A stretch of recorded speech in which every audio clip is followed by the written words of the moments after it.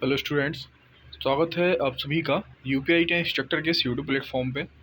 देखिए, जितने भी पैट क्वालिफाइड कैंडिडेट्स हैं उन सभी कैंडिडेट्स के लिए एक गुड न्यूज़ है, क्योंकि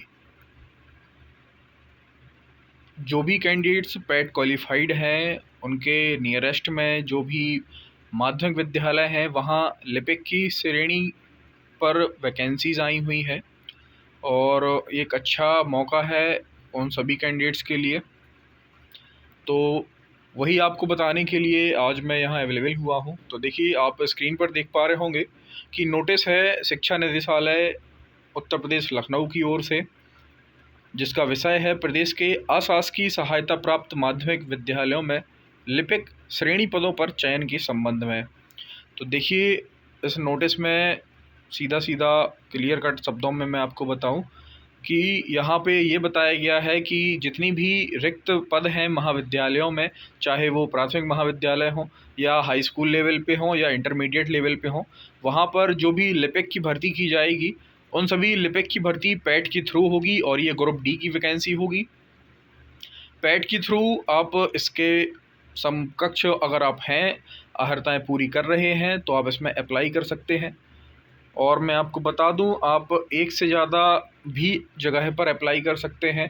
अप्लाई करने के बाद आपको 750 का डीडी बनवाना पड़ेगा उस कॉलेज के नाम पे, और वहाँ पे जाके उस कॉलेज में डॉक्यूमेंट आपको सबमिट करने पड़ेंगे या साइन करने पड़ेंगे। इसके बाद ही आपकी जो है शॉर्ट लिस्टिंग की जाएगी। अगर आपका शॉर्ट लिस्ट में नाम आता है तो आप फाइनल प्रोसेस के लिए आगे बढ़ेंगे, यानी कि फिर इसके बाद आपका जो है वो टाइपिंग टेस्ट किया जाएगा। देखिए, इसमें जो सारणी दी गई है वहाँ आपको बताया गया है कि आपको कब क्या करना है। 8वें नंबर पॉइंट पे आप ध्यान दें कि देखिए, मेरिट सूची जो तैयार होगी वो 6 नवंबर 2022 तक बना ली जाएगी, और साथ ही साथ मेरिट के आधार पर एक पद के सापेक्ष, यानी कि एक पोस्ट पे 10 एप्लीकेंट को बुलाया जाएगा। अगर जैसे किसी कॉलेज में 2 पोस्टें हैं तो वहाँ पर जो शॉर्ट लिस्ट किया जाएगा वो 20 कैंडिडेट को शॉर्ट लिस्ट किया जाएगा, और फिर उन कैंडिडेट्स को कंप्यूटर टाइपिंग टेस्ट देना होगा। और अगर वे कैंडिडेट कंप्यूटर टाइपिंग टेस्ट में क्वालिफाइड पाए जाते हैं तो सबसे जो ऊंची मेरिट लिस्ट में जिसके नंबर ज़्यादा होंगे उसे हायर किया जाएगा। तो देखिए, जो आपका टाइपिंग टेस्ट होगा वो 22 नवंबर को होगा, और कंप्यूटर या टाइपिंग टेस्ट में क्वालिफाई करने वाले अभ्यर्थियों की पैट में प्राप्त परसेंटाइल स्कोर के आधार पर मेरिट सूची बनाकर विज्ञप्ति के पदों के सापेक्ष 3 गुना अभ्यर्थियों को साक्षात्कार के लिए आमंत्रण किया जाएगा। यानी पॉइंट नंबर 10 में अगर हम बात करें तो जिन कैंडिडेट्स ने कंप्यूटर टाइपिंग टेस्ट क्रॉस कर लिया है, इसके बाद उन कैंडिडेट्स को इंटरव्यू के लिए भी बुलाया जाएगा। तो 4 दिसंबर को आपका इंटरव्यू रखा जाएगा। और अगर हम बात करें 11वें पॉइंट की, तो देखिए, जो भी चयन समिति अभ्यर्थियों को साक्षात्कार करेगी तो उस साक्षात्कार के जो अंक होंगे वो 20 अंक होंगे। वहीं 12वें पॉइंट की अगर हम बात करें, चयन समिति द्वारा अभ्यर्थियों की पैट परीक्षा तथा साक्षात्कार से प्राप्त अंकों के योग के आधार पर फाइनल मेरिट बनाई जाएगी। यानी कि जो भी कैंडिडेट कंप्यूटर टाइपिंग में पास होंगे, जैसे 10 कैंडिडेट जो बुलाए गए थे उनमें जो टॉप 3 लेवल के कैंडिडेट होंगे जिन्होंने कंप्यूटर प्रोफिशिएंसी टेस्ट क्रॉस कर लिया है, उन्हें बुलाया जाएगा, फिर उनका इंटरव्यू कराया जाएगा। इंटरव्यू कराने के बाद उन तीनों कैंडिडेट्स में से जो फाइनल कैंडिडेट निकल के आएगा उस कैंडिडेट को जो संस्था है वो हायर करेगी। तो देखिए, मेरे हिसाब से एक अच्छी अपॉर्चुनिटी है, लेकिन जहाँ तक अगर हम बात करें स्कूल कॉलेजेस की तो उन्हें अपने बेसिस पे ये काम कराने हैं। तो जब आप सभी जानते हैं कि लेखपाल जैसी भर्तियों पर 15-15 हज़ार जो ठग हैं वो बैठे हुए हैं, जबकि पोस्ट 8,000 आती हैं, और वैकेंसीज़ पे धांधली करने वाले ही सिर्फ 15,000 कैंडिडेट होते हैं जिनमें आपस में ही कंपटीशन हो रखा है। तो मेरे हिसाब से इन सभी इंटरनल वैकेंसीज़ में जितनी भी आई हुई हैं इनमें भी बहुत बड़े लेवल पे जो है पैसा चलेगा, और ये मेरा मानना है, खुद का पर्सनल डिसीजन है। हो सकता है कि इसमें बड़े लेवल पे पैसा चले और ये सारी प्रोसेस इंटरनली कंप्लीट कर ली जाए तो जो डिज़र्विंग कैंडिडेट है वो उससे वंचित भी रह सकते हैं। लेकिन देखिए, ऐसा नहीं है। कहीं कहीं भी पारदर्शिता भी होगी, बहुत बड़े लेवल पर आप गेम प्लान नहीं कर पाएंगे।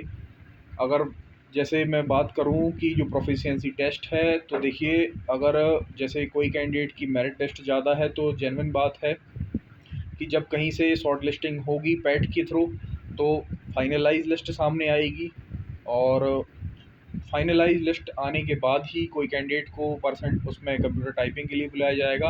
हाँ, अगर हेर फेर की अगर हम बात करें तो हेर फेर सिर्फ और सिर्फ इंटरव्यू की टाइमिंग पे हो सकती है, और इसके अलावा भी कई सारे चांसेस होंगे, और ये डिपेंड करता है कि कोई भी संस्था किस तरीके से और कैसे शासन के आदेशों का पालन करते हुए ये सारी की सारी वैकेंसी है वो पूरी करा रही है या कैसे पूरे कराएगी।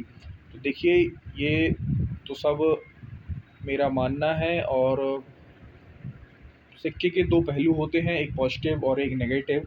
तो अगर आप पॉजिटिव मान कर चलिए, आपको अगर अप्लाई करना है तो आप अप्लाई कर सकते हैं, और अगर आप उसे नेगेटिव वे में लेना चाहते हैं तो देखिए आप उसमें अप्लाई नहीं कर पाएंगे, फिर हर जगह कोई ना कोई प्रॉब्लम्स आती रहती हैं। डिसाइड आपको करना है। मैं बस अपनी जो बात है सिर्फ वो आपके समक्ष रख रहा था। अगर आपको लगे कि हाँ, आपको अप्लाई करना चाहिए तो आप प्लीज़ अप्लाई करिए। आप एक से ज़्यादा जगह से भी अप्लाई कर सकते हैं, और मेरे हिसाब से इस फॉर्म की जो फ़ीस है थोड़ा ज़्यादा है, इसमें सिर्फ 50 या 100 रुपये ही इसकी फ़ीस रखनी चाहिए थी, क्योंकि जो भी कैंडिडेट्स हैं अगर वो कई जगह से अप्लाई कर सकते हैं तो उन्हें भी इसमें सहूलियत मिलना चाहिए थी। आई होप चीज़ें आपको समझ में आई होंगी, और ये जो आपका डिटेल है मैं टेलीग्राम ग्रुप पर प्रोवाइड करा दूंगा जी, सारा पीडीएफ जिसको आप आसानी से पढ़ सकते हैं, और जो भी आपके एसेंशियल डॉक्यूमेंट्स हैं आप यहाँ पीडीएफ में देखकर वहाँ सेंड कर सकते हैं, और उसमें सब कुछ दिया गया है। सिर्फ आपको यही बताना था कि जो भी पैट होल्डर कैंडिडेट हैं ये सारी की सारी चीज़ें उन्हीं के लिए हैं। तो जितने भी कैंडिडेट्स हैं जिनके मार्क्स अच्छे हैं वो प्लीज़ ज़रूर अप्लाई करें, और आपके पास अभी टाइम है तो आप अपनी टाइपिंग को भी बेहतर बना सकते हैं। आई होप चीज़ें आपको समझ आई होंगी। अगर चीज़ें समझ आई हैं तो वीडियो को लाइक ज़रूर करें, और वीडियो पसंद आई है तो वीडियो शेयर ज़रूर करें। Thank you so much. Good day. जय हिंद।